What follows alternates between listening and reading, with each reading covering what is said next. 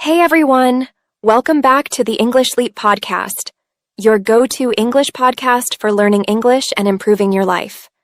I'm Erin, and as always, I'm joined by my fantastic co-host, Evan. Evan, how are you doing today? Hey Erin, I'm doing great.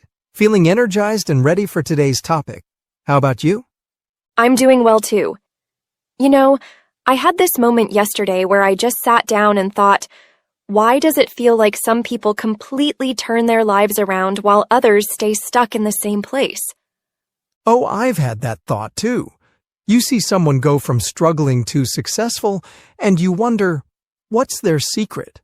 Are they just lucky, or is there something they're doing differently? Exactly. And then I started thinking about when I was learning English. At first, it felt impossible. So many words, so many rules. But then, little by little, things started making sense. That's so true. When I first started learning, I kept thinking, if I just knew more words, I'd be fluent. But it wasn't just about vocabulary.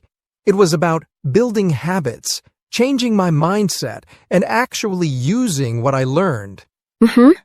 And that's when it hit me. Life is the same way. Big transformations don't happen overnight. It's not about one huge decision. It's about the little changes we make every day. And that's exactly what we're talking about today. How to change your life. And before we jump in, we have something special for you. We've created a free PDF packed with practical exercises to help you take real steps to change your life. It includes key takeaways from today's discussion, comprehension questions to test your understanding, and grammar exercises to build confidence in your English skills. And that's not all. We're also introducing some intermediate-level words and phrases in today's episode. That's right. And we'll take a closer look at them later in Charlotte's vocabulary section, where Charlotte will break down those words and phrases, explain their meaning, and show how to use them in real-life conversations. So stick around. By the end of this episode, not only will you have practical steps to change your life, but you'll also have new English vocabulary to help you express your ideas even better. You know, Erin, thinking about what we just talked about, how life changes little by little, it makes me wonder why so many people struggle to make those changes in the first place. That's a great question. Change sounds exciting, right? A fresh start, a new beginning. But here's the truth. Most people never actually make those changes. Why? Because change is hard. Let's talk about the common reasons people feel stuck. Yeah. First, there is fear of failure. Many people ask, what if I try and fail? But what if you try and succeed? Every successful person has failed along the way. The difference is, they kept going. Exactly. The second reason is lack of direction. Some people know they want a better life but don't know where to start. They think they need a perfect plan before taking action. And then there's negative self-talk, saying things like, I'll never be good at this, or I'm just not a language person. These thoughts stop progress before it even begins. Finally, one of the biggest traps, waiting for motivation. People say, I'll start when I feel ready. But here's a secret. Motivation comes after action, not before. That reminds me of when I struggled with a personal challenge. I kept waiting for the perfect moment to start. But that moment never came, until I just took the first step. And once I did, everything started falling into place. That's a great point. And I remember feeling the same when I was learning English. At first, I thought, I'm not good at this. But then I realized the only way to get better was to actually start practicing. Exactly. And that brings us to our key lesson. Understanding what's holding you back is the first step to changing your life. Once you recognize these barriers, you can start working on breaking them down. So, Evan, Now that we understand what holds people back, the next big question is, how do we actually start making those changes? That's where small daily improvements come in. People often think they need a dramatic transformation overnight, but real change happens gradually. Have you heard of the 1% rule? Yes. If you improve just 1% every day, you'll be 37 times better in a year. That's because small efforts compound over time, just like interest in a bank account. Exactly. And that ties into the power of habits. James Clear talks about this in Atomic Habits, how habits shape our identity. Small changes may not seem big at first, but they redefine who you are over time. Right. Like reading just 10 minutes a day, practicing English for 5 minutes daily, or even replacing negative thoughts with positive affirmations. And I love real-life examples. I know someone who became fluent in English just by listening to podcasts every day.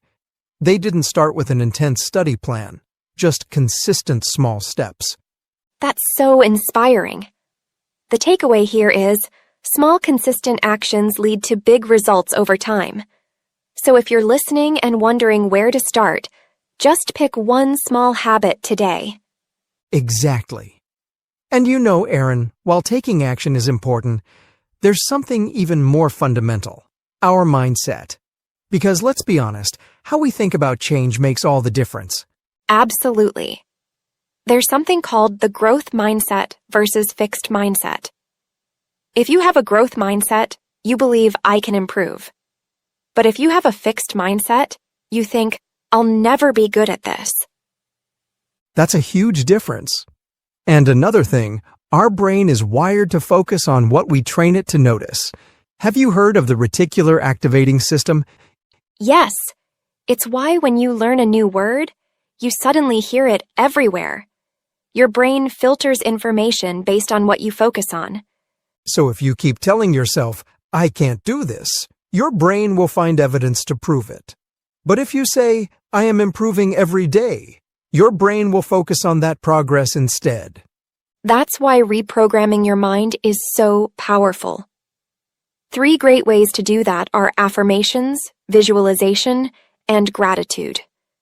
Right. Positive self-talk like, I am getting better every day, helps reshape our thoughts. Visualization, seeing yourself succeed, tricks your brain into believing it's possible. And don't forget gratitude practice. When you focus on what's going well, you train your brain to see opportunities instead of obstacles. That's the power of mindset. It's not magic. It's about training your brain to work for you, not against you. So true. Now that we've talked about the power of mindset, there's something else that holds people back, waiting for the right moment to start. Yes, so many people believe that they need to be completely ready before they take action. But here's the truth. You will never feel fully ready. Exactly. Progress comes before confidence. When I was learning English, I hesitated to start speaking because I felt like I wasn't ready. I kept thinking, what if I make mistakes? But the more I waited, the harder it became. That's so relatable. But when you finally took that first step, what happened? Well, once I started speaking, I realized that making mistakes was part of the learning process. Each conversation, even with errors, built my confidence. I wasn't perfect, but I was improving. And that's the key. There's a concept I love. Done is better than perfect. Too many people delay action because they want everything to be just right. But in reality, imperfect action is always better than no action. Right. If you wait for perfection, you'll never get started. Whether it's learning English, starting a new habit, or making a big life change, just begin. Small steps will lead to big improvements over time. So here's a quick challenge for you, our listeners. Think of one thing you've been postponing. It could be practicing English, starting a workout routine, or even reaching out to someone for help. And then, just take one small step today. Not tomorrow, not next week. Today. Because action leads to momentum, and momentum leads to confidence. That's right. Small, consistent actions over time create massive change. So don't wait for the perfect moment. Make today the day you start. Speaking of taking action, have you ever noticed how much our surroundings shape our habits and decisions? It's not just about what we do, but who and what we surround ourselves with. Absolutely. The people you surround yourself with, the content you consume, and the mindset you adopt all play a huge role in shaping your life. Yes. There's a famous saying, "You are the average of the 5 people you spend the most time with." If you're surrounded by negative, unmotivated people, it's hard to stay motivated. But if you're around positive, goal-driven individuals, their energy and habits will rub off on you. That's so true. So, how can we create an environment that supports growth? First, start by following inspirational people. Whether it's authors, speakers, or even social media accounts, exposing yourself to positive influences will shift your mindset over time. Absolutely. And joining online learning communities is another great way to stay motivated. There are so many groups out there for English learners, book clubs, and personal development. When you're part of a community that values growth, you naturally start improving too. And just as important as adding positive influences is reducing exposure to negativity. That could mean limiting time spent with people who constantly complain, or even cutting down on negative news and social media that drain your energy. That reminds me of when I was learning English. I felt stuck until I joined an English learning community. Suddenly, I had people to practice with, share struggles, and celebrate progress. That made all the difference. That's such a great example. The right environment creates momentum, making it easier to grow and stay on track. So, here's something to think about. Who are the 5 people you spend the most time with? Are they helping you grow, or are they holding you back? If they're not pushing you to be better, it might be time to make some adjustments. Surround yourself with people and influences that inspire and uplift you. And speaking of inspiration, sometimes learning new words and phrases can help us articulate our goals and mindset even better. That's why we have Charlotte here to break down some key vocabulary from today's discussion. Absolutely. Take it away, Charlotte. Hello, English learners. It's time for Charlotte's vocabulary breakdown. In today's episode, Erin and Evan introduced some great concepts about change, mindset, and environment. Let's take a closer look at some key vocabulary and how to use them in real-life conversations. Transformation. Meaning: a big change in something. Example: after years of hard work, Maria experienced a complete transformation in her career, going from an intern to a company director. Mindset. Meaning: the way you think about things. Example: Jake changed his mindset about exercise and now he enjoys working out every morning. Surroundings. Meaning: the things and people around you. Example: Anna moved to a peaceful countryside home because she wanted more positive surroundings. Momentum. Meaning: the force that keeps something moving. Example: once Daniel started writing 500 words a day, he built momentum and finished his book in just 3 months. Exposure. Meaning: the amount of contact you have with something. Example: watching English movies increased Sarah's exposure to native speech, improving her listening skills. Growth-driven. Meaning: focused on improvement. Example: Leo joined a growth-driven study group that encouraged him to keep learning and setting new goals. Visualization.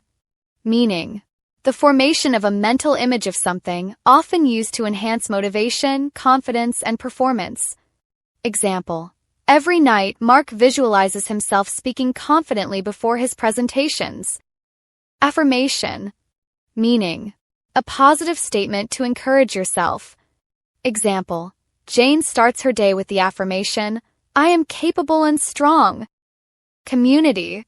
Meaning: a group of people with shared interests. Example: David found an amazing community of runners who motivated him to complete his first marathon. Accountable.